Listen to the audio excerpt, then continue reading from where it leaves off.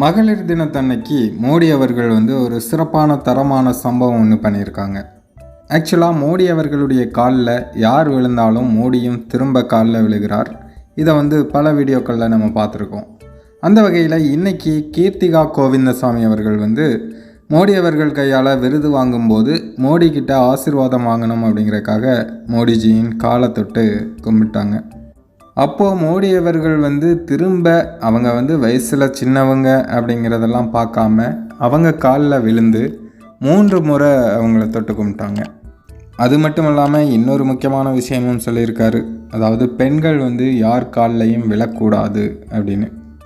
அதுக்கப்புறமா அவங்கக்கிட்ட ஹிந்தியில் ஒரு சில வார்த்தைகள் மோடிஜி அவர்கள் பேசும்போது கீர்த்திகா கோவிந்தசாமி என்ன சொல்லியிருக்காங்க அப்படின்னா, சார் என்னால் ஹிந்தியை புரிஞ்சிக்க முடியும், ஆனால் திரும்ப பேச முடியாது, எனக்கு அந்தளவுக்கு ஹிந்தி தெரியாது அப்படின்னு சொல்லும்போது, நீங்கள் உங்களுக்கு தெரிஞ்ச மொழியிலே பேசுங்க. இந்தியாவில் ஏகப்பட்ட மொழிகள் இருக்குது, எல்லாருக்கும் எல்லா மொழியும் தெரிஞ்சிருக்கணும் அப்படிங்கிற அவசியம் இல்லை, உங்களுக்கு தெரிஞ்ச மொழியிலே பேசுங்க அப்படின்னு மோடி அவர்கள் சொல்லியிருக்காங்க.